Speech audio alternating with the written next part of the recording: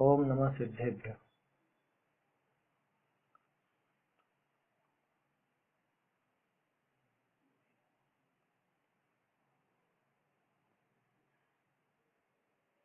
श्री जिन शासन गुरु नमो नाना विधि सुखकार, आत्म हित उपदेश ते करें मंगलाचार, करें मंगलाचार।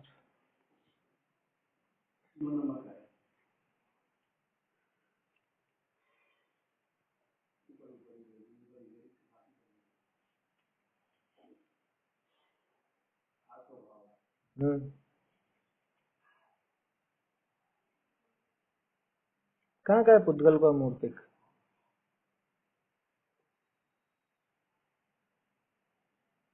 अजीव द्रव्य मूर्तिक और अमूर्तिक है, तो अजीव कहा, पुद्गल को थोड़े ना कहा। नहीं नहीं नहीं, पुद्गल का कहाँ लिखा है इसमें? अजीव में तो जो धर्म धर्म आकाश काल ये अमूर्तिक, और पुद्गल वो मूर्तिक। इस तरह से अजीव द्रव्य मूर्तिक और अमूर्तिक दो भेद रूप है। पुद्गल के लिए थोड़े ना लिखा अमूर्तिक, कहाँ लिखा है इसमें? पुद्गल द्रव्य वर्ण रस आदि सहित मूर्तिक है, शेष धर्म अधर्म आदि चार द्रव्य अजीव द्रव्य अमूर्तिक है। इस प्रकार अजीव द्रव्य मूर्तिक और अमूर्तिक दो भेद रूप है। ठीक है, अजीव द्रव्य को तो अजीव तो 5 द्रव्य हैं, उन 5 में से पुद्गल मूर्तिक है और बाकी के अमूर्तिक है, ऐसा लिया।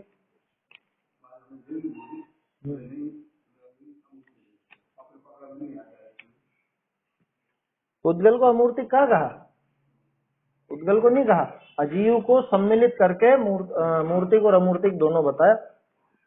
वही तो, वो कोई विवक्षा बनती ही नहीं है कि जिसमें पुद्गल को अमूर्तिक कहा जा सके। हाँ, नहीं नहीं नहीं नहीं नहीं, वो अजीव को पुद्गल समझ लिया उसने, अजीव को पुद्गल समझ लिया होगा। असल में अजीव शब्द का प्रयोग किया तो वो तो 5 द्रव्यों के लिए है। हाँ हाँ, नहीं नहीं नहीं, कहा साफ साफ तो लिखा है उसमें, पुद्गल है वो मूर्तिक है और बाकी के अमूर्तिक है, ऐसा है। तो अजीव द्रव्य को शामिल करके पूरे 5 को एक साथ कहें तो अजीव द्रव्य अमूर्तिक भी अमूर्तिक भी ऐसी बात बनती है। बाकी पुद्गल को कोई अमूर्तिक कहीं पे भी किसी विवक्षा ऐसी मिलेगी नहीं जो उसको अमूर्तिक कहा जाए। चलिए देखते हैं, अपन आत्मानुशासन ग्रंथ में अपनी चर्चा चल रही थी 173 नंबर की, 173 173 नंबर छंद अपन देख रहे हैं।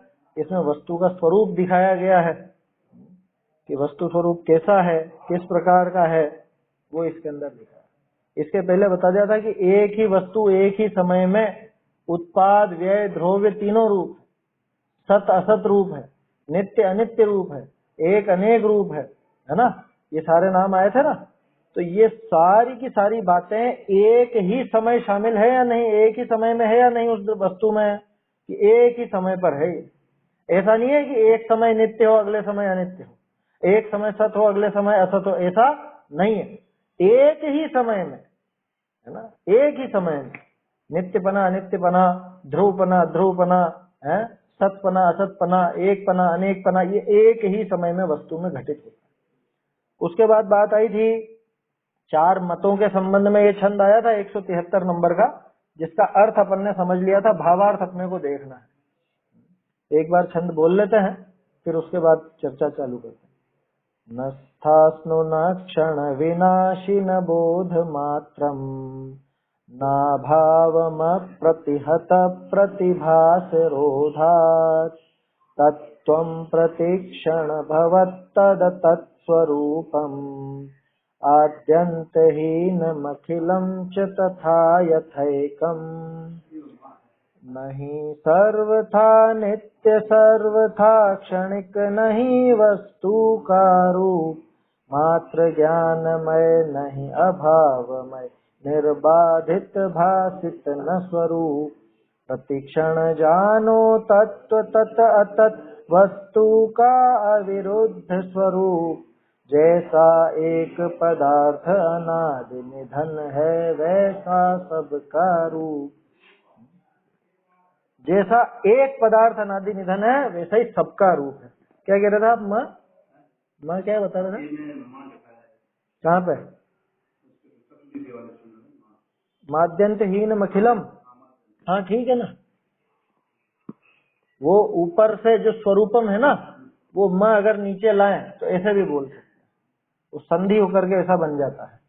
ऊपर या तो स्वरूप बोल दो, फिर नीचे माद्यंत बोलो, और अगर ऊपर स्वरूपम बोलते हो तो नीचे आद्यंत बोलना पड़ेगा। वो संधि है, म नीचे हलंत है ना म में, इस वजह से नीचे आ जाता है। तो वो तो कोई दिक्कत नहीं है, संधि वाली बात है। अलग अलग तोड़ करके बोलेंगे तो स्वरूपम आद्यंत, और मिला करके बोलेंगे तो स्वरूप माद्यंत ऐसे। चलिए, इसका अर्थ अपन देख चुके हैं कि वस्तु न तो नित्य, न तो सर्वथा स्थायी है, न ही सर्वथा क्षणिक है, न सर्वथा बोध मात्र है, न सर्वथा अभाव रूप है। चार मतों के बारे में बात करी थी, थोड़ा सा दोहरान कर लेते हैं।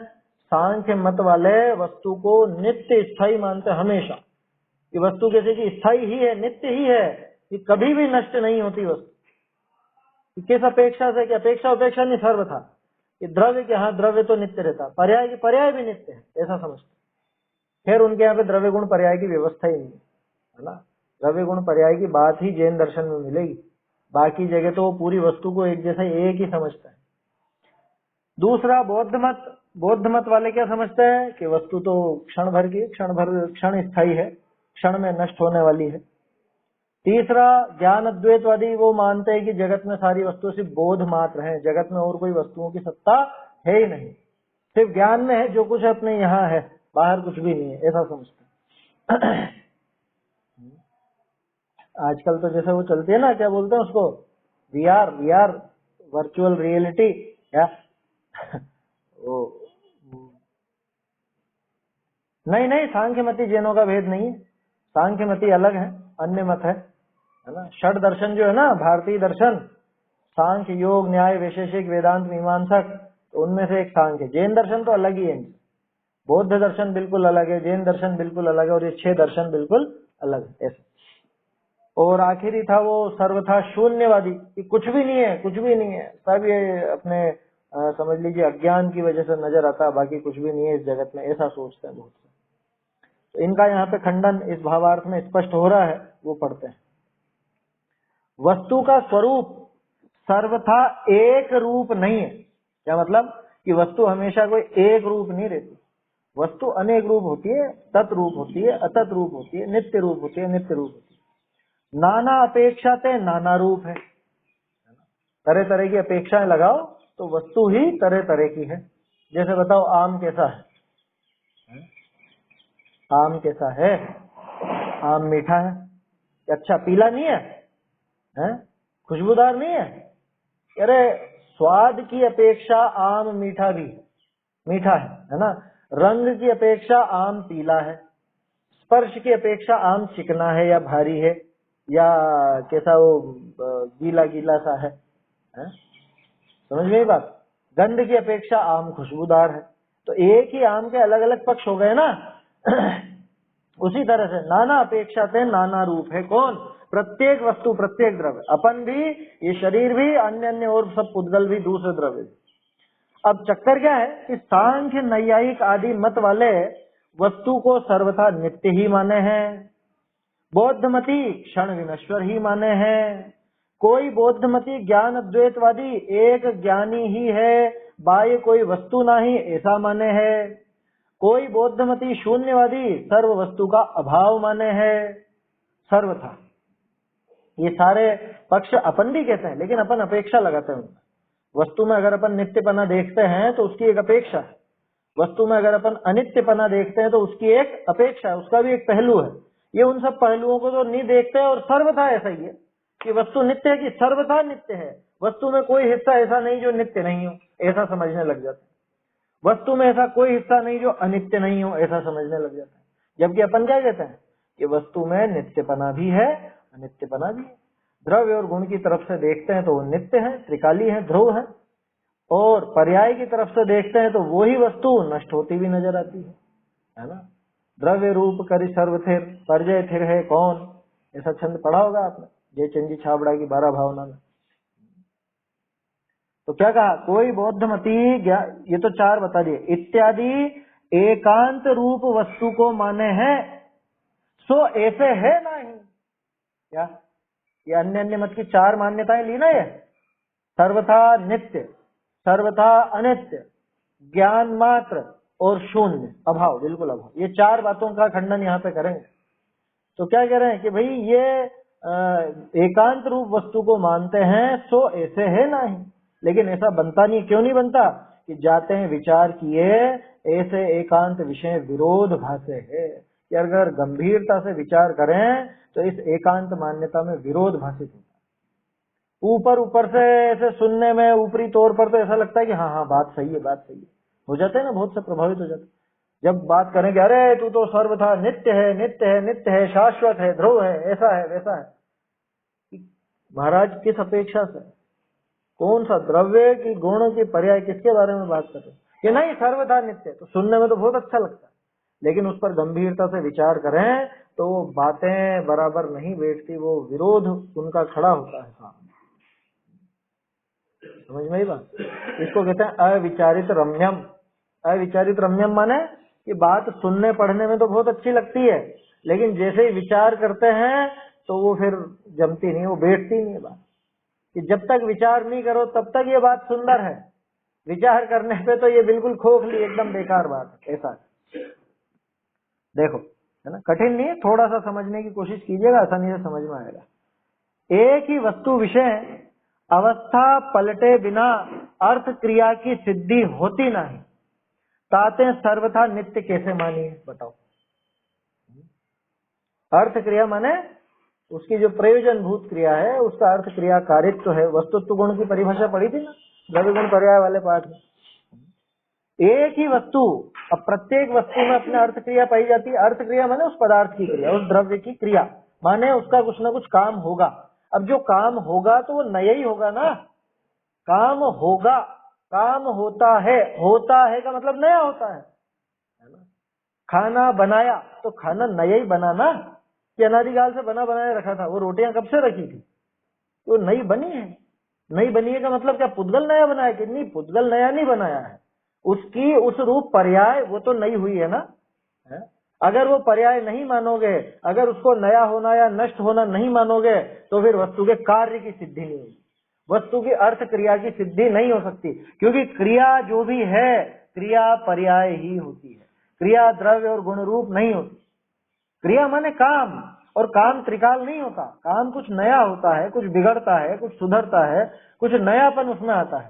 तो जो कुछ भी नया है सो तो नया पैदा हुआ, तो नित्य कैसे कहते हो, समझ में आ रही बात। तो जो पहली मान्यता थी कि वस्तु नित्य ही है ना, ही लगाने पे है समस्या।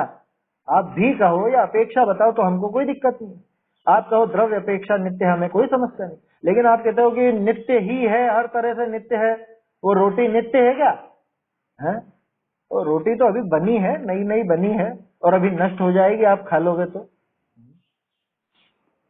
देखो क्या कह रहे हैं, एक ही वस्तु विषय अवस्था पलटे बिना, अवस्था पलटे बिना, अगर अवस्था नहीं पलटे तो अर्थ क्रिया की सिद्धि होती नहीं, उसका काम नहीं होगा, कुछ काम नहीं बनेगा। क्योंकि कुछ काम करने के लिए, कुछ काम होने के लिए उस वस्तु की अवस्था पलटना जरूरी है। क्यों, कह रहे कार्य वो उस अवस्था में ही होता है, कार्य उस अवस्था पर्याय रूप ही होता है, द्रव्य या गुण रूप कोई कार्य नहीं होता। जैसे ये स्वाध्याय सुनने की क्रिया, ठीक है, अभी अपन स्वाध्याय कर रहे हैं ना, तो आपकी अवस्था पलटी कि नहीं पलटी। आप जहां भी बैठे थे, मान लो महिलाएं रसोई में लगी हुई थी, तो थोड़ी देर रसोई का काम छोड़कर के पहले अपन स्वाध्याय सुन ले, ये अवस्था पलटी कि नहीं पलटी। इसको पलटे बिना ये काम कैसे होगा। आप कमरे में बैठे थे, कमरे से उठ करके, अपने पलंग पर से उठ करके कुर्सी टेबल पर व्यवस्थित रूप से बैठ गए, ये पलटाव हुआ ना, ये पलटाव होगा तो ही तो काम होगा ना। अभी जो शब्द आप सुन रहे हो, अभी जो शब्द सुन रहे हो, ये नया शब्द सुनने में आया ना ज्ञान में, तो ये नया काम हुआ ना। तो पर्याय पलटेगी नहीं तो काम नहीं होगा। बोलो भैया।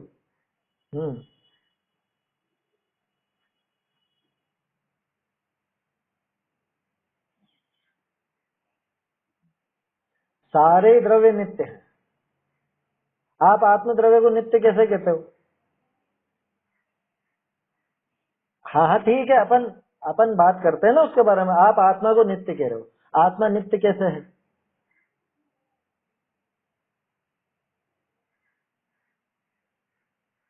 कैसे रहता है? ये नाश हो गया ना, मर तो गया ये। आदमी मर गया तो आत्मा का नाश हुआ कि नहीं हुआ? नहीं हुआ ना आत्मा का नाश, नहीं हुआ ना। तो ऐसे ही जो पुद्गल को नष्ट होना समझ रहे हो, तो वो नष्ट होना ऐसा ही तो है जैसे मनुष्य का मरना।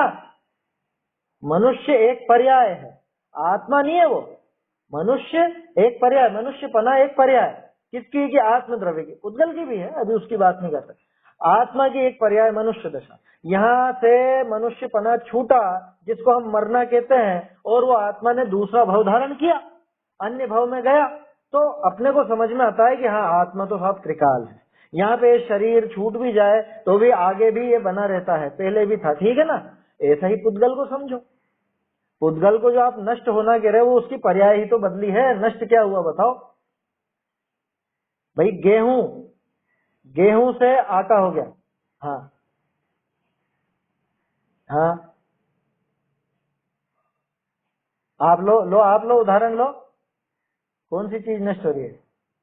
हाँ ठीक है, ठीक है ले लो। कैसे? जला करके उसके जो कण होते हैं वो धुएं रूप हो जाएंगे, धुआं रूप हो जाएगा। या जो प्लास्टिक बिल्कुल पिचक करके वो सिकुड़ करके आग में ऐसा हो जाता है, एकदम सिकुड़ जाता है ना, वैसा हो जाएगा। उसमें रूप क्या मतलब रूप ही तो बदला है। पुद्गल क्या नष्ट हुआ? रहा तो पुद्गल का पुद्गल ही। वो जो उससे धुआं निकला या गैस निकली या वो सिकुड़ करके ऐसा हो गया बिल्कुल काला सा, तो वो सब भी तो पुद्गल ही है। वो पुद्गल की तो दशा है। पहले वो पुद्गल प्लास्टिक रूप था। प्लास्टिक का बहुत बढ़िया उदाहरण लिया आपने। प्लास्टिक की कुर्सी कैसे बनती है पता है? या प्लास्टिक का कोई भी सामान कैसे बनता है? इसके दाने आते हैं, दाने। प्लास्टिक की फैक्ट्री में जाकर देखोगे ना, वो दाने खरीदते हैं। प्लास्टिक असल में वो पेट्रोलियम पदार्थ है। ये पेट्रोलियम पदार्थ, ये समझ लो पेट्रोल का कचरा है। जो पेट्रोल की वो उत्पादन होता है, उसमें ये प्लास्टिक के निकाले जाते हैं। अब वो उसको रिफाइन करके और उसके छोटे छोटे दाने होते हैं। तो उन दानों को कंपनियां खरीदती हैं, फर्स्ट ग्रेड सेकंड ग्रेड जैसे भी होते हैं, और उनसे ये उसका जो सांचा है मशीन में, तो उस सांचे में वो दाने डाले, वो वहां पे आग दी, हीट दी, और वो इस आकार रूप हो जाते हैं। ठीक है। अब ये प्लास्टिक आपकी टूट गई, प्लास्टिक की कुर्सी आपकी टूट गई। आप क्या करते हो कि टूटने के बाद कबाड़े में बेच देते हो। वो कबाड़ी क्या करता है? वो कबाड़ी वाला फिर उन कंपनियों को बेच देता है। वो कंपनियां क्या करती हैं? वो गला गुलू के दूसरी चीज बना लेती हैं। तो प्लास्टिक नष्ट कहाँ हुआ? या जो जो भी पुद्गल है, प्लास्टिक का तो एक उदाहरण है। आपने जलाने की बात की, तो जलाने में क्या होगा कि जलाने में या तो वो धुएं रूप हो जाएगा, गैस रूप हो जाएगा, या सिकुड़ करके वो काला काला सा ऐसा हो जाएगा। रहेगा तो पुद्गल का पुद्गल ही। वो जो धुआं है, वो धुआं क्या है? धुआं कौन सा द्रव्य है? धुआं भी पुद्गल है। आया समझ में? तो नष्ट क्या हुआ कि जैसे ये मनुष्य पर्याय नष्ट हुई और वहां देव पर्याय उत्पन्न हुई, लेकिन जीव यहाँ भी था, जीव वहां भी है। ठीक है, सही। आपकी वो कुर्सी नष्ट हुई, धुएं रूप पर्याय हुई, तो पुद्गल वहां भी था और पुद्गल यहाँ भी है। आया समझ में? तो वास्तव में नष्ट नहीं होता। हम जो कहते हैं कि नष्ट हो गया, टूट गया, बिखर गया, खत्म हो गया है, क्षय हो गया, क्षीण हो गया, जो भी नाम लेना हो, तो वो सब हम तभी कहते हैं कि उसकी वो पर्याय बदलती है। उस पर्याय के नाश को ही हम नाश कह देते हैं। वास्तव में द्रव्य का नाश कहाँ हुआ? आपका जैसे कोई कांच है ना। अब वो कांच को आप पहले कांच क्या क्या था पहले? आपने प्लास्टिक की कुर्सी बताई, तो कुर्सी क्या अनादि अनंत थी क्या? कुर्सी नई पैदा ही तो हुई थी। किन से पैदा हुई थी? कि वो प्लास्टिक के कणों से पैदा हुई थी। वो कांच है, कांच किससे पैदा हुआ? कि कांच वो रेत से बनता है ना, रेत को पिघला के और कैसा क्या वो जो भी प्रक्रिया रहती है उसकी, उससे बनता है कांच। और फिर बिखर के आप उसको बिल्कुल चूरा चूरा कर दो, जैसे वो पतंग का मांझा बनाने के लिए चूरा चूरा कर देते हैं ना कांच का, ऐसा चूरा कर दोगे तो क्या नष्ट हो गया क्या कांच? कि पहले कांच ऐसे ठोस रूप में था, वो चूरे रूप में हो गया, उसका चूरा हो गया, चूर्ण हो गया। वो आगे भी उसका कोई पिघला करके कुछ और कर देवे, कुछ भी बना देवे, तो वो वैसा रूप हो जाएगा। लेकिन नष्ट क्या हुआ? पुद्गल तो पुद्गल ही रहा ना। वो गेहूं का जो अपन उदाहरण लेते हैं कि पहले वो गेहूं क्या था असल में बताओ? कि वास्तव में तो वो जो पौधा उगा, उस पौधे की सत्ता कहाँ थी? कि अपने आप उग गया क्या वो, कि वास्तव में उसकी सत्ता थी। कैसे थी कि वो जो बीज था उस बीज में उगने की शक्ति थी। उस बीज में इतना बड़ा पौधा नहीं था, उस बीज में उगने की शक्ति थी और आसपास के वातावरण में उसके लायक वो पार्टिकल थे, उसके लायक वो जो भी परमाणु थे उसके लायक थे वहां। तो उसके लायक वो परमाणुओं से मिलकर के धीरे धीरे धीरे धीरे वो पौधा हो गया, फिर और धीरे धीरे वो पक करके गेहूं बन गया। ठीक है, तो वो कौन बना वो गेहूं?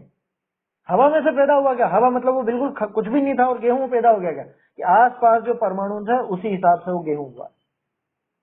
आप सोच रहे होंगे ऐसा कैसे कह सकते हैं? ऐसा ऐसे समझो, गेहूं से समझ में नहीं आए तो जो भी कोई भी सब्जी हो या कोई अनाज हो, उसमें जो कीड़ा पैदा होता है, आपने कभी नोट किया? वो उसी रंग का होता है। मटर में हरी ही लट होगी, हरी लट ही होगी, है ना। इल्ली जो पड़ेगी मटर के दानों में तो वो हरी ही होगी। अभी भुट्टे आते हैं, है ना, तो भुट्टे में वो भुट्टे जैसी होगी, उसी रंग की होगी। आम में आम जैसी होगी, चावल में चावल जैसी होगी, मतलब जो भी। ऐसा क्यों? क्योंकि वहां वो उसका कच्चा माल है उसका शरीर बनने का, उसके आसपास वैसी ही वर्गणाएं मौजूद है, वैसे ही परमाणु मौजूद हैं, उन परमाणुओं से इकट्ठा होकर के उसका वैसा आकार बनता है। तो ऐसे ही गेहूं भी कोई अपने आप अलग से कुछ था ही नहीं और एकदम पैदा हो गया, ऐसा नहीं। वो उस पौधे में से और उसके आसपास जो जैसे भी कण मौजूद थे पुद्गल के, उस रूप होने की उनकी योग्यता थी, तो वो वैसे हुए। हर क्षेत्र के अलग अलग तरह के आते हैं। क्या भोपाल साइड वो कौन से चलते हैं? वो शरबती, सीहोर साइड चलते हैं शरबती गेहूं, हाँ जो भी है। और अपने इधर अलग तरह के चलते हैं, हर जगह का दाना अलग मिलेगा, उसका रूप रंग अलग अलग मिलेगा, हल्का फुल्का अंतर तो आता ही है ना सब में। ऐसा क्यों? क्योंकि ये वहीं के परमाणुओं से मिलकर के बना। तो वो परमाणु पहले, परमाणु माने वही पुद्गल के स्कंद जो भी थे वहां पर, तो वो पहले उस रूप थे, अब वो बदल करके उस अनाज के दाने रूप हो गए। फिर वो दाना आपके घर में आया, आपने उसको पीस करके आटे रूप कर दिया, तो गेहूं नष्ट हो गया, आटा पैदा हो गया।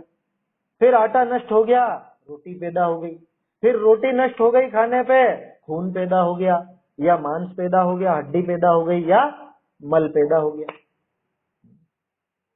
उसका ही फिर और कुछ भी बन जाएगा अपने आप धीरे धीरे, वो उसका एनर्जी के रूप में। ये साइंस वालों से पूछो, ये तो कहेंगे एनर्जी भी बिल्कुल ऐसी चीज है ना। उसको गिनते हैं ना वो, क्या जूल वगैरह, और क्या होती है एनर्जी की इकाई, उस रूप परिणमित हो जाता है पुद्गल। तो रहता वो पुद्गल ही है। खास बात यह है, गेहूं क्या है? गेहूं पुद्गल। आटा क्या है? कि आटा भी पुद्गल, रोटी भी पुद्गल, खून भी पुद्गल, उसकी वो जो एनर्जी बनी वो भी पुद्गल। अच्छा, उसकी वो गैस बन जाए तो, कि वो गैस भी पुद्गल है। आया समझ में? वो गैस भी पुद्गल है। ये हवा क्या समझते हो आप? हवा कौन सा द्रव्य है? हवा पुद्गल ही तो है। स्पर्श होता है ना हवा का, गर्म हवा, ठंडी हवा, रूखी हवा, उमस वाली हवा है। ये तो हाँ, साइंस में आप आसानी से समझ सकते हो। 3 स्टेट बताती है वो। क्या 3 स्टेट कौन कौन से? वो गैस, लिक्विड और सॉलिड। ठोस, द्रव, और क्या गैस को क्या बोलते हैं? वाष्प। गैस को गैस ही बोलते हैं शायद। समझ में? गैस तो इंग्लिश का ही शब्द है, हिंदी में भी शायद गैस ही प्रयोग करते हैं। तो उसका रूप भले बदल गया, है ना। पानी, भाप, बर्फ, ये तीनों के तीनों उसी के रूप है ना, एक ही पानी के। समझ में आया? तो नष्ट क्या हुआ ये बताओ? नष्ट इनमें से कुछ भी नहीं होता। यहाँ खास बात क्या चल रही है कि भाई अगर इसका नष्ट होना नहीं मानो, किसका? पर्याय का। पर्याय का पलटना ही नष्ट होना है अपने यहाँ। वस्तु का नाश नहीं होता, उसकी पर्याय का नाश होता। तो पर्याय का नाश अगर नहीं मानोगे आप, सर्वथा नित्य ही मान लोगे प्रत्येक पदार्थ को, उसकी पर्याय को, तो कभी भी कोई काम नहीं हो सकेगा। क्यों? क्योंकि उसका, उस वस्तु का जो कार्य है वो तो उसकी पर्याय के माध्यम से होता है। पर्याय का एक नाम कार्य भी है, ये पता कि नहीं पता आपको? ये शास्त्रों में नाम आता है, पर्याय, परिणमन, अवस्था, दशा, कार्य, काम, ये सब पर्यायवाची है। जो कार्य है वो क्या है? द्रव्य, गुण या पर्याय? पर्याय है। जानने का कार्य हुआ, ठीक है। अभी जो मैंने बोला वो आपने सुना, ये जानने का काम हुआ। कहाँ पे हुआ? जीव द्रव्य में हुआ, कि ज्ञान गुण में हुआ, कि ज्ञान की पर्याय में हुआ? ये पर्याय में हुआ। अगर वो पिछली पर्याय आपकी नहीं जाती, जो जैसे सुनना ध्यान से, राम, मोहन, राम जो मैंने कहा, और आपने जाना राम, और दूसरी बार मैंने कहा मोहन और आपने जाना मोहन, तो ये बोलो मोहन जानने का काम जो हुआ वो काम कैसे हो सकता था अगर वो राम जानने वाली पर्याय समाप्त नहीं होती तो? बात समझ में आ रही है ना? ये राम जानने की पर्याय, ये मोहन जानने की पर्याय, अगर ये राम जानने की पर्याय नहीं जाती तो ये मोहन जानने की पर्याय कैसे आती? बात समझ में आ रही है? तो इसलिए पर्याय का पलटना बहुत जरूरी है। जरूरी क्या होता ही है, ये तो समझने के लिए कह रहे हैं जरूरी है अभिषेक भाई। वो पर्याय अगर पलटेगी नहीं, नष्ट नहीं होगी, तो आगे की पर्याय माने आगे का काम कैसे होगा? ये जो मोहन जानने का काम आपके ज्ञान में हुआ है, ये तभी संभव हुआ ना जब राम जानने का काम समाप्त हो गया।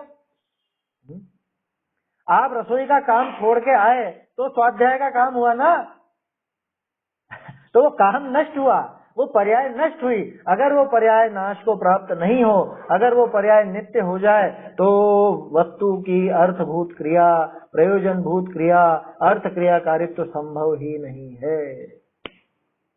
समझ गई बात? अस्तित्व गुण सत बताता है, वस्तु है ये बताता है। वस्तुत्व गुण अर्थ क्रियाकारित्व बताता है कि उसकी क्या प्रयोजन भूत क्रिया है, और द्रव्यत्व गुण इन दोनों की सिद्धि करता है। द्रव्यत्व गुण कहता है परिणमन होता है, वो परिणमन अगर नहीं हो तो वस्तुत्व गुण का क्या काम रहा? प्रत्येक पदार्थ में जो काम हो रहा है, कार्य हो रहा है, वो कार्य पर्याय के माध्यम से ही होता है। इसलिए पर्याय पलटती ही है, और पर्याय जो पलटती है उसी को हम पर्याय का नाश होना कहते हैं। इस तरह से प्रत्येक द्रव्य नाश को भी प्राप्त होता है ना, क्योंकि द्रव्य की वो पर्याय है ना। प्रत्येक द्रव्य की वो पर्याय पलटी, पर्याय नष्ट हुई, तो उसको हम कहते हैं कि द्रव्य नष्ट हुआ। कहते हैं, कहने में दिक्कत नहीं है, उसका आशय समझ लेना कि द्रव्य तो त्रिकाली नित्य है, लेकिन उसकी वो पर्याय पलटी, उस अपेक्षा से द्रव्य को नाशवान भी कह देते हैं। अब गड़बड़ क्या है? सांख्य मति जो है, सांख्य मति ये कहता है कि द्रव्य पूरा नित्य, अपन उससे कहें कि पर्याय, कि नहीं पर्याय भी नित्य, वो ये पकड़ के बैठ जाता है। वो द्रव्य गुण पर्याय तीनों में नित्य बना लगाता है। जबकि अपन क्या कह रहे हैं, जैन दर्शन में क्या कहा जाता है कि भैया द्रव्य तो नित्य है, द्रव्य अपेक्षा से तो नित्यता है, लेकिन पर्याय तो अनित्य है, क्योंकि पर्याय प्रति समय नष्ट होती है, नई नई आती है। इतनी सीधी सी बात वो उनको समझ में नहीं आती। समझ में आ रही है बात? नम्रता है ना, ये चीज अच्छे से समझना। द्रव्य गुण पर्याय में जो ये नित्यपना अनित्यपना है, नहीं निकला। सांख्य अलग ही है, सांख्य अलग है। सांख्य दर्शन चलता है, उनकी पुस्तकें आती हैं। कौन सी पढ़ी थी वो? सांख्य कारिका। सांख्य कारिका पढ़ी होगी ना अभिषेक भाई? है, सांख्य कारिका नाम से इनका एक ग्रंथ है, हमारे कोर्स में था क्या? ये सब चीजें पढ़ी है पहले। अब वो तो ज्यादा ध्यान रखने जैसी नहीं है, इसलिए भूल जाते हैं, याद रखने लायक नहीं है। परीक्षा देनी हो तो पढ़े भी सही। ये जान लिया कि इनमें इस तरह की बातें हैं, लेकिन सब विपरीत था, पूरी विपरीत। जैन दर्शन के मुकाबले तो खैर कोई खड़ा होता ही नहीं। जैन दर्शन के अलावा कहीं भी आपको वस्तु का सत्य स्वरूप देखने को नहीं मिलेगा। चाहे सांख्य मत हो, चाहे योग हो, चाहे न्याय हो, वैशेषिक हो, वेदांत हो, मीमांसक हो, बौद्ध हो, चार्वाक हो, या पाश्चात्य दर्शन। आएगा कोर्स में, आया तुम्हारा? नहीं आया? पाश्चात्य दर्शन वो अरस्तु और वो सुकरात वगैरह, सोक्रेट, एरिस्टोटल, और एक और कौन सा था, एक और नाम आता है ना उसका, अफलातून, प्लेटो। ये सब दर्शन है। दर्शन माने वो फिलोसॉफी, ये सब दर्शन है। लेकिन इन दर्शनों में जैन दर्शन ही एकमात्र ऐसा दर्शन है, ऐसी फिलोसॉफी है कि जहां वस्तु की निर्बाध सिद्धि होती, कोई बाधा नहीं आती। अन्य दर्शनों में दिखा रहे ना, ये तो तोडरमल जी स्पष्ट करके देखे। नहीं, 6 दर्शन से अलग। षड दर्शन जो भारतीय दर्शन है वो तो है सांख्य, योग, न्याय, वैशेषिक, वेदांत और मीमांसा। ये षड दर्शन कहलाते हैं। और इन 6 दर्शनों के अलावा 3 दर्शन चलते हैं, जैन दर्शन, बौद्ध दर्शन और चारवाक दर्शन। इन 3 को अनीश्वरवादी कहा जाता है। क्या आया समझ में? अनीश्वरवादी कहा जाता है। एक और नाम आता है इनका, हाँ, नास्तिक दर्शन। अपन नास्तिक कहलाते हैं। क्या? जो, हाँ, ये दर्शन शास्त्र पढ़ोगे ना तो जैन दर्शन, बौद्ध दर्शन और चारवाक दर्शन, ये 3 नास्तिक दर्शन ऐसा उनके में है। वो लोग कहते हैं, है ना, उनका कहने का आशय यह है कि आप ईश्वर को नहीं मानते। ईश्वर को मतलब कि भगवान को जगत का कर्ता नहीं मानते तो नास्तिक। भगवान को जगत का कर्ता मानो तो आस्तिक, ऐसा उनके में है। ठीक है, तो उनके में घटित नहीं होती। उन 6 दर्शनों में से एक दर्शन ऐसा है जो जगत का कर्ता ईश्वर को नहीं मानता। दूसरा तर्क वो देते हैं आप वेदों को नहीं मानते, तो जो वेदों को माने वो आस्तिक, जो वेदों को नहीं माने वो नास्तिक। उनका दिया नाम है, अपनी तरफ से नहीं है। आया समझ में? अपनी तरफ से नहीं है। वो कहते हैं अपने को नास्तिक, अपन उनको आस्तिक नास्तिक कहते हैं। उसमें क्या बड़ी बात है? हाँ, कोई दिक्कत नहीं है वो, है ना। ये 9 दर्शन हुए, जिसमें 6 तो ये षट दर्शन और 3 दर्शन और जिसमें वो 4 वाक तो सबसे अलग। वो तो खाओ पियो मौज करो, क्या खाओ पियो मौज करो, जो कुछ है सब यही है। यावत जीवेत सुखम जीवेत ऋणम कृत्वा घृतम पीवेत भस्मीभूतस्य देहस्य पुनरागमनम कुतः। जब तक जियो सुख से जियो, ऋण लेकर घी पियो, उधार लेकर घी पियो, मरने के बाद कौन आने वाला है यहाँ चुकाना। ऐसी मान्यता 4 वाक मत वालों की होती है। तो 4 वाक प्योर नास्तिक है, प्योर नास्तिक। प्योर नास्तिक माने न वो भगवान को मानता, न वो पुनर्जन्म को मानता है, न वो वेदों को मानता है, न वो जगत का कर्ता ईश्वर को मानता है। अपन भी इनमें से कुछ नहीं मानते, लेकिन अपने यहाँ भगवान आदि की सत्ता अपन मानते, स्वर्ग नरक अपन मानते, 4 वाक तो बिल्कुल नहीं मानते। खैर वो सारी दर्शन शास्त्र की बात है। वो तो बात इसलिए आ गई क्योंकि यहाँ पे 4 दर्शनों को पकड़ा यहाँ पे, है ना। तो सांख्य दर्शन की क्या मान्यता कि वस्तु सर्वथा नित्य है। सर्वथा माने सर्वथा, द्रव्य गुण पर्याय कुछ नहीं, सर्वथा नित्य है। कि जैसा ये है तो ये हमेशा है। अपन कह रहे हैं भैया बदल जाएगी, ये पैदा भी हुई है, ये बदलेगी भी सही, तो नित्यपना कैसे? तो इसका कोई जवाब नहीं उनके पास। ठीक है, तो क्या कहा, बिना एक ही वस्तु विषय, एक ही वस्तु में अवस्था पलटे बिना अर्थ क्रिया की सिद्धि होती नहीं। अगर अवस्था नहीं पलटेगी तो अर्थ क्रिया सिद्ध नहीं होगी, उसकी प्रयोजन भूत क्रिया की सिद्धि नहीं होगी, कोई कार्य नहीं हो पाएगा। ताते सर्वथा नित्य कैसे मानिए? इसलिए सर्वथा नित्य कैसे माने? तुम कहते हो सर्वथा नित्य, सर्वथा सर्वथा कैसे माने? सर्वथा समझ में आता है? सर्वथा माने हर तरह से, हर अपेक्षा से, कहीं से भी देख लो नित्य ही है ये, ऐसा उनका कहना है। अपन ऐसा प्रयोग नहीं करते। अपन कहते हैं भैया सर्वथा नित्य नहीं है, कथनचित नित्य है, कथनचित अनित्य है। द्रव्य की तरफ से देखें, द्रव्य की अपेक्षा देखें, द्रव्य का पहलू देखें तो नित्य कहो, हमको कोई दिक्कत नहीं। लेकिन तुम कहो कि पर्याय की तरफ से भी नित्य है, वो नहीं बनेगी बात, क्योंकि पर्याय तो नाम ही पलटने का है, पर्याय नाम ही परिणमन का है। वो अगर पलटे नहीं तो जगत के ये विश्व के वस्तु के इनके काम नहीं हो सकते। ठीक है ना।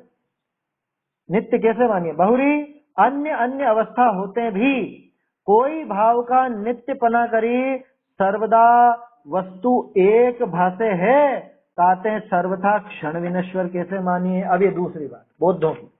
बौद्ध क्या कहते हैं?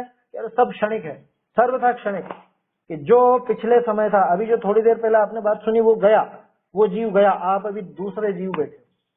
क्या अभी 1 मिनट पहले, 1 मिनट छोड़ो, 1 क्षण पहले जो आप मुझे देख रहे थे ना, वो दूसरा था, मैं दूसरा, वो अलग था और मैं अलग हूं, ऐसा बुद्ध लोग कहते हैं। समझ में आ रही है बात? ये देखो, ये दिख रही है, ये बदल चुकी है, ये 1 क्षण पहले अलग थी और 1 क्षण बाद अलग हो गई, ऐसा कहते हैं बौद्ध लोग। जिसने उधार लिया वो उधार लेने वाला दूसरा था वो तो गया, अब चुकाना कि नहीं चुकाना, कैसे कैसे पकड़ोगे? हैं? उससे पैसे मांगोगे कि नहीं? वो तो कह देगा भैया वो तो गया, लेने वाला कोई और था, मैं कोई और हूँ। क्या ऐसी बेईमानी खड़ी हो जाएगी। तो क्या कहते हैं कि सर्वथा अनित्यपना कैसे कैसे भाषे लिखा ना, कहते हैं सर्वथा क्षण विनश्वर, एक ही क्षण में विनश्वर कैसे माने? क्यों? क्योंकि अन्य अन्य अवस्था होते भी कोई भाव का नित्यपना करी सर्वदा वस्तु एक भाषे। आप दिखाते नहीं हो खुद के फोटो कि ये मैं 5 साल का था जब ऐसा था, देखो ये मैं ही हूँ, ये फोटो मैं ही हूँ, नहीं कहते हो? और अभी ये वाला फोटो ये भी मैं ही हूँ। ये दोनों अलग अलग हैं, तो मैं कैसे कि इनमें, इसमें भी मैं ही था और इसमें भी मैं ही। तो एक पना दिखता है कि नहीं दिखता? आप कैसे पहचान लेते हो? बरसों बाद भी किसी से मिलो, है ना, और उसका रूप रंग सब बदल गया हो, कोई बच्चे को आपने देखा हो और 10-15 साल बाद आप उससे मिलते हो, उसका चेहरा पूरा पलट चुका, लेकिन पहचान जाते हो, अरे अरे तू इतना बड़ा हो गया, अरे तू ऐसा हो गया, वैसा हो गया, है कि पहले तो ऐसा सूखड़ा सा था, दुबला पतला, अभी तो इतना मोटा हो गया। कैसे पहचाना फिर बताओ? इसलिए पहचाना क्योंकि उस पहले की दशा में और अभी की दशा में कोई चीज ऐसी कॉमन है जो उस समय भी थी और आज भी। उस कॉमन वस्तु का नाम है द्रव्य। उसको कहते हैं अपन द्रव्य, उसको कहते हैं प्रत्यभिज्ञान का विषय। प्रत्यभिज्ञान होता है ना, प्रत्यभिज्ञान उसी चीज को विषय करता, उसी को पकड़ता है जो उस समय भी था और अभी भी है। जो दो अलग अलग समय की पर्यायों में मौजूद रहे वो हमेशा नित्य बना रहता, वो द्रव्य हमेशा नित्य बना रहता। तो ये द्रव्य की नित्यता ख्याल में आती। समझ में आ रही है बात कि पहले भी तो आप थे ना, जब 1 साल के थे तब भी आप थे, और अभी 60 के हो गए तब भी आप हो। तो 1 और 60 इन दोनों के बीच में जितनी भी पर्याय निकली उस समय भी थे कि नहीं थे? कि थे। 1 साल की पर्याय में भी थे, अरे पेट में थे जब भी हम ही थे और आज भी हम ही हैं। तो इसका मतलब कि कुछ ऐसी चीज है जो नित्य बनी रहती है, पर्यायों के पलटते हुए भी उसमें वो नित्य बनी रहती है। उन पर्यायों में ऐसा कुछ द्रव्य का एक हिस्सा ऐसा है। समझ में आ रही बात? हाँ भैया।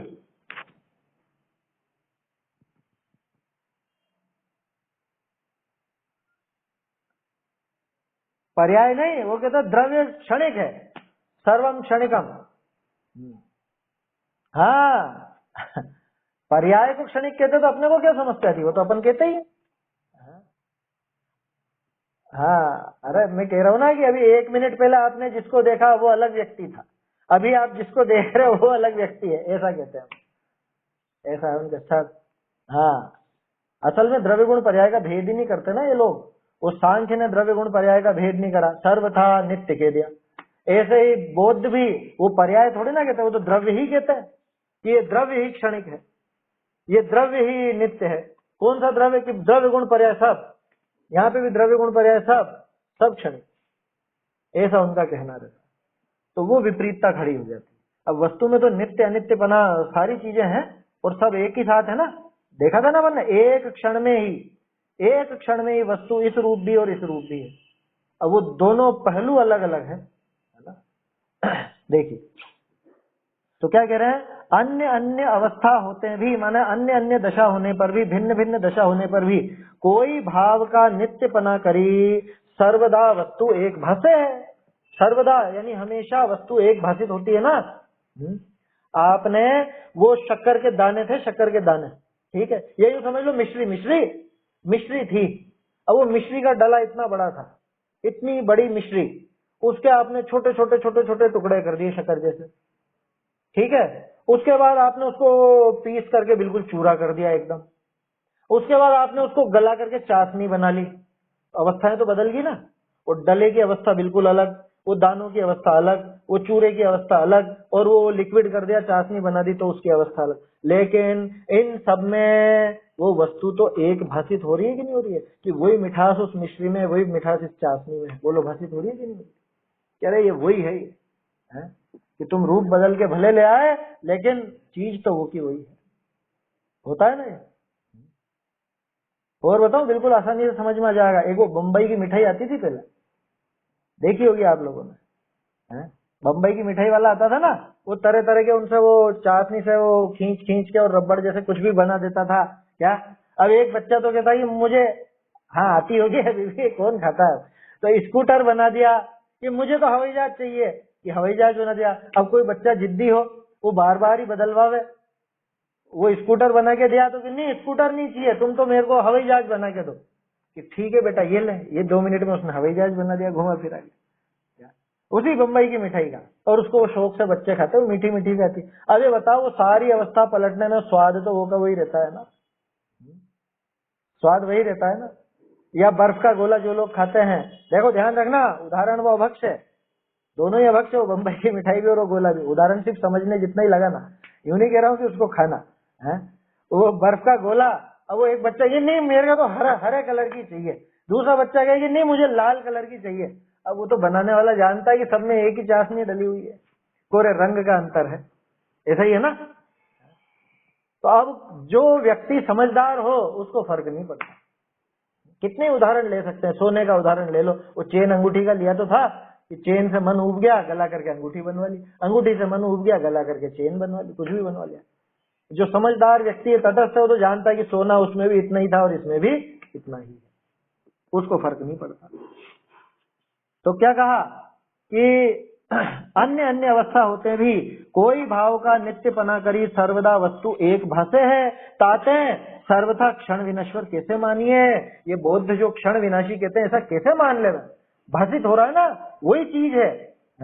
अंगूठी में भी वही सोना है और चेन में भी वही सोना, वही जो गलाया वही है ना, कोई दूसरा सोना ला करके बनाया ऐसा नहीं, वही सोना है। तो बम्बई की मिठाई में वो की वही चीजें हैं। देखो, ताते सर्वथा क्षण विनश्वर कैसे मानिए।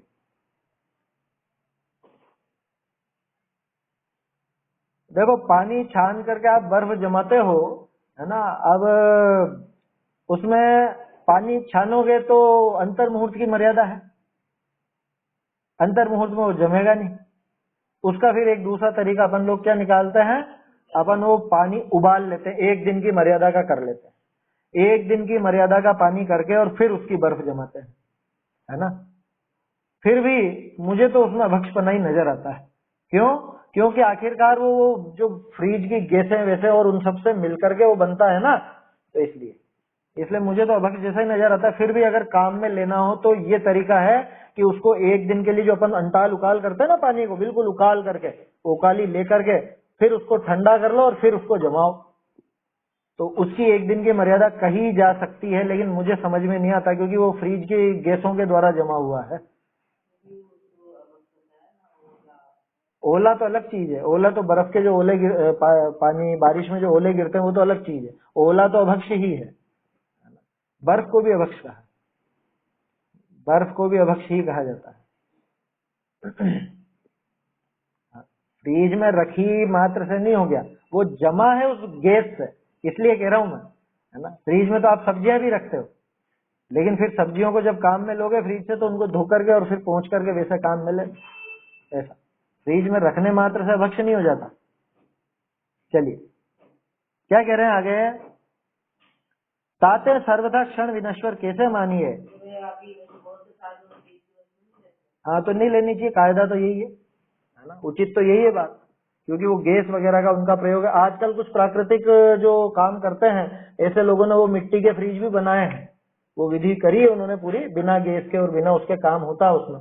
तो अगर वो चलन में हो और अपने को सहजता से मिल जाए और सही प्रयोग होता हो तो ले सकते हैं काम में, वो ले लेना चाहिए काम, है ना। क्योंकि इनसे तो प्राकृतिक रूप से भी नुकसान है, जो फ्रिज वगैरह है आपके, हर साल जो गर्मी बढ़ती जा रही है, पर्यावरण का वो जो सब नुकसान हो रहा है वो सब होता ही है।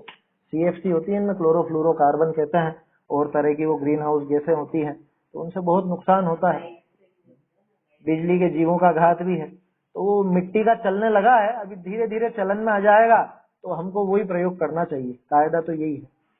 और इतनी क्या लिप्सा, फ्रिज का उपयोग अपन सिर्फ इतने मात्र के लिए करते हैं कि सब्जी वगैरह खराब ना हो, इतने मात्र के लिए करना चाहिए। बाकी बर्फ जमाएं और आइसक्रीम खाएं, और ये तो सब जीवन की लिप्सा है, समझ में आई बात है?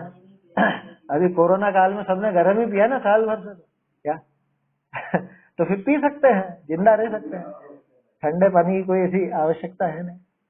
अब स्वाद का लोलुपी हो तो उसको तो क्या कहें, लेकिन विचार करें तो काम का नहीं है बिल्कुल भी। सिर्फ सब्जियों को अपन सुरक्षित रखने के लिए, फल सब्जियों को सुरक्षित रहे, खराब नहीं हो, इसलिए काम में लेते हैं, वो मजबूरी है, बाकी तो उचित नहीं है काम में लेना, है ना। दूध दही है, इनके लिए अपन काम में लेते हैं। चलिए, समय हो रहा अपना, देखते हैं इसको, नहीं तो आज भी अधूरा रह जाएगा। बहुरी ज्ञान भी भाषे है, बाह्य पदार्थ भी भाषे, ये तीसरा मत आ गया, वो ज्ञान अद्वैतवादी वाला, कि ज्ञान भी भाषित होता है, बाह्य पदार्थ भी भाषित होते हैं, ये तो दिख ही रहा है ना। देखो, जगत में 3 तरह के पदार्थ होते हैं, क्या बात समझ में आ रही है? 3 तरह के पदार्थ माने, जैसे अपन बोले गाय, तो 3 तरह की गाय है जगत में। 3 तरह की गाय कैसे है? एक तो है शब्द गाय, जो मैंने कहा ग में आकी मात्रा ये भी तो आखिरकार एक वस्तु है ना, गाय, तो ये कहलाती है शब्द गाय। एक होती है ज्ञान गाय, जो गाय कहते हैं, आपके दिमाग में चित्र बन गया एक है, मैंने गाय बोला और गाय कहते हैं, आपके दिमाग में फोटो बना कि नहीं बना गाय का, वो है ज्ञान गाय। तो ये दोनों गाय पदार्थ रूप गाय नहीं है। असली गाय कौन सी है? कि वो जो बाहर रोड पर घूम रही है, जिसका दूध निकलता है, जो है, जिसके सींग वींग है, पूंछ है ना, वो सारी चीजें। असली लक्षण तो वो गले में लटकने वाला सासन है, शास्त्र बोलते हैं उसको क्या, है ना। नम्रता, वर्धमान भैया, आपको गाय का लक्षण पूरी दुनिया में और कोई नहीं बता सकता। न्याय दीपिका ग्रंथ में आया है, अपने शास्त्रों में आया है। किसी से पूछ लेना गाय किसे कहते हैं, बताओ, कोई नहीं बता सकता। गाय की परिभाषा क्या, हमारे शास्त्रों में आचार्य ने बताया, वो गले के नीचे जो सांस में लटकता है ना, वो जो झालर सी लटकी रहती है, वो किसी और जानवर के नहीं होती, वो सिर्फ गाय की होती है। ये गाय का लक्षण है। गाय का लक्षण पूछोगे पूरी दुनिया में कोई नहीं बता सकेगा, हमारे शास्त्रों में बोले। सींग बोलोगे, सींग सबके होते हैं, पूंछ सबके होती है, दूध बहुत सारे जानवर देते हैं, क्या लक्षण बताओगे गाय का, ऐसा है। खैर वो दूसरी बात है। ये अपन तो यूं कह रहे तीन तरह की गाय हो गई ना, एक शब्द गाय, एक ज्ञान गाय और एक अर्थ गाय। जो असली गाय उसको अपन कहते हैं अर्थ, अर्थ माने पदार्थ, पदार्थ रूप गाय। अब ये क्या कहता है ज्ञान अद्वैतवादी वाला कि सब ज्ञान ज्ञान ही है बस, बाकी कोई वस्तु नहीं है, माने अर्थभूत कोई वस्तु है ही नहीं। जबकि अपन कह रहे भैया ज्ञान में भी दिख रही है गाय और असली में भी वो गाय सामने मौजूद है, कि तू गायों के बीच में खड़ा हो जब गायें दौड़ रही हो, तब तुझे पता चलेगा ज्ञान में ही है कि असली में भी है ना। तब मालूम पड़ेगा कि असली होती कि नहीं होती। जब उछाल के फेंकेगी ना, तब मालूम पड़ेगा कि असली है या नहीं है। कि चलते जाओ ऐसे ही सीधे सीधे, ये खाई तो ऐसे ही है ज्ञान में, असली नहीं है, कूद जाओ खाई में, है अरे असली है भैया, भौतिक रूप से है वो, वास्तव में है, अर्थभूत है वो। किसको, शब्द, अर्थ और ज्ञान, ऐसे तीन, ये तीन नए हैं असल में। शब्द नए, ज्ञान नए और अर्थ नए। ये पढ़ोगे आगे। क्या कहा, जो बाह्य पदार्थ न मानिए, जैसे कि वो ज्ञान अद्वैतवादी वाला नहीं मानता, जो बाह्य पदार्थ न मानिए तो प्रमाण अप्रमाण ज्ञान का विभाग न होई। क्या मतलब कि फिर कैसे आप कहोगे कि ये ज्ञान सच्चा और ये ज्ञान झूठा, उन वस्तुओं से तो सिद्ध करते हो ना। जैसे मैं आपसे कहूं कि ये काला रंग है, ये काला रंग, आप क्या कहोगे कि अरे इनका ज्ञान गलत है, यही कहोगे ना। आप कैसे कह रहे हो कि मेरा ज्ञान गलत है, मेरा कहना गलत है, कैसे कहोगे, क्योंकि यहाँ ये वस्तु सफेद रूप है ना। इस वस्तु से निर्णय हुआ ना मेरे ज्ञान की प्रामाणिकता और अप्रामाणिकता का। मैं बात सही कह रहा हूं, मेरी बात प्रामाणिक है या मेरी बात अप्रामाणिक है, इसका निश्चय कैसे होगा, उस वस्तु से ही तो होगा, है? मैं कहता हूं कि शक्कर मीठी है, तो आप कहते हो कि मेरा ज्ञान बिल्कुल सही है। मैं कहने लग जाऊं कि शक्कर कड़वी है, तो आप क्या कहते हो, नहीं नहीं ये अप्रामाणिक बात है इनकी, इस बात का प्रमाण नहीं, ये गलत है बात। कैसे कह रहे हो, क्योंकि असल में एक शक्कर नाम का पदार्थ है जो मीठा होता है ना। उस शक्कर की मिठास ने मेरे ज्ञान को गलत सिद्ध किया, तो वो वस्तु होगी तभी तो ज्ञान की प्रामाणिकता और अप्रामाणिकता सिद्ध होगी। अच्छा, यहाँ पे टोडरमल जी ये कह रहे कि हे भैया ज्ञान अद्वैतवादी, तू कहता है कि सारी कुछ यही ज्ञान में ही है, बाहर में कुछ भी नहीं है, बाहर में कोई वस्तुएं नहीं है। तो बाहर में अगर कोई वस्तु नहीं है तो ये बताओ फिर ये ज्ञान प्रामाणिक और अप्रामाणिक कैसे बने, कैसे कहोगे कि ये ज्ञान सही और ये ज्ञान गलत। समझ में आ रही बात। फिर तो दूध में कुछ भी, और दूध है ही कहाँ फिर जो दूध में शक्कर डालोगे, दूध भी नहीं है, ज्ञान में ही दूध है, ज्ञान में ही शक्कर डाल लेना, ज्ञान की शक्कर डाल लेना, हो गया मीठा है। वो जैसे मैथ्स में करते हैं ना, मान लो, क्या सपोज दैट, तो बस सपोज सपोज ही करे जा रहा है, ये असली तो कुछ दिख ही नहीं रहा है, तो असली चीज तो सामने है ही नहीं। तो ये मानने की है कि जानने की चीज है क्या सारी, वास्तव में वस्तु है, आया समझ में, वास्तव में है वो वस्तु। जो बाह्य पदार्थ न मानिए यानी अर्थ रूप वस्तु नहीं माने तो प्रमाण अप्रमाण ज्ञान का विभाग न होई, ताते सर्वथा ज्ञान मात्र ही नहीं है। इस वजह से तुम जो कहते हो कि सर्वथा ज्ञान मात्र ही है, ये बात गलत। वस्तु रूप भी है, ज्ञान में भी पदार्थ है, बाहर भी पदार्थ है। अरे ज्ञान में तो पता नहीं जाने क्या क्या दिख जाता है, तो वो तो ज्ञान में है, और असली में कैसा क्या है वो असली में है, तो वो पदार्थ भी है ना। बहुरी प्रत्यक्ष पदार्थ भाष्य है, ये अब आगे कल ही देखेंगे, है ना, समय ज्यादा हो गया, अभी भावार्थ बाकी है। कितना और है ये, हो जाता है, चलो कोई बात नहीं, कल ही देखेंगे इसको, जल्दबाजी नहीं करना चाहिए, वस्तु की सिद्धि है आखिरकार। तो तीन मतों की तो बात हो गई, चौथा मत अभी बाकी है, कौन सा, सर्वथा अभाव मानने वाला, है ना। अपन ने क्या देखा, एक बार दोहरान कर ले। सबसे पहला कौन सा, सांख्य मती, वो क्या मानता है कि वस्तु नित्य ही है, हमेशा रहने वाली है। तो उससे क्या कहा कि भैया अगर पर्याय पलटना नहीं होता, पर्याय का नाश नहीं हो, तो वस्तु का काम ही नहीं हो सकेगा, वस्तु निठल्ली हो जाएगी, कोई काम की नहीं रहेगी। दूसरा बौद्ध, इस वस्तु सर्वथा अनित्य ही है, सर्वथा क्षणिक ही है। तो उससे क्या, ये अलग अलग पर्यायों में जो एक जैसा नजर आता है, ये कौन है, कि बचपन में और अभी में ये अंतर है क्या कुछ है? अंतर का मतलब द्रव्य तो वो का वही है ना, पर्याय भले पलटी है लेकिन द्रव्य तो वो का वही मौजूद है। वही विक्रांत 1 साल का था, वही विक्रांत 10 साल का था, वही विक्रांत आज 36 का है। तो ये जो अंतर आया है, ये भले पर्याय में अंतर आया है, लेकिन ये जो द्रव्य था, वस्तु थी, वो तो उस पर्याय में भी थी, इस पर्याय में भी है, स्पष्ट भाषित होता है। तीसरा विज्ञान अद्वैत वाला, कि सर्व ज्ञान ज्ञान ज्ञानमय है, बाहर में कोई वस्तु नहीं है। तो उसका तो सीधा जवाब है, वो जो जानवरों की रेस होती है, जानवर दौड़ते हैं, उनके बीच में खड़ा हो जाना, क्या मालूम पड़ जाएगा कि है कि नहीं है, ये ज्ञान में ही आ रही है या सही में ये सींग घुस गया। ये ज्ञान में ही सींग लगा कि वास्तव में वो सींग था और ये पेट में घुसा, उछाल के फेंक दिया इसको वास्तव। तो उससे सिद्ध होता है कि भैया ये ऐसे ऐसे वस्तु की व्यवस्था सिद्ध नहीं होती। वस्तु किसी अपेक्षा नित्य है, किसी अपेक्षा अनित्य है ना, और किसी अपेक्षा वो ज्ञान रूप ही है, किसी अपेक्षा वो अर्थ रूप है। तो ये सारी बातें आएंगी, और अभी चौथा मत और बाकी है अभाववादी का, उसको अपन कल देखेंगे। तो चलिए छंद बोल लेते हैं एक बार। नहीं सर्वथा नित्य सर्वथा क्षणिक, नहीं वस्तु का रूप मात्र ज्ञानमय, नहीं अभावमय निर्बाधित भासित न स्वरूप। प्रतिक्षण जानो तत्व तत् अतत वस्तु का अविरुद्ध स्वरूप। जैसा एक पदार्थ अनादि निधन है, वैसा सबका रूप। चैतन्य का स्मरण प्रतिक्षण ही करो रे, भव के अनंत दुख को क्षण में हरो रे। अक्षय अनंत निज सौख्य निधान पाओ, गाओ अरे नित इसी के गीत गाओ।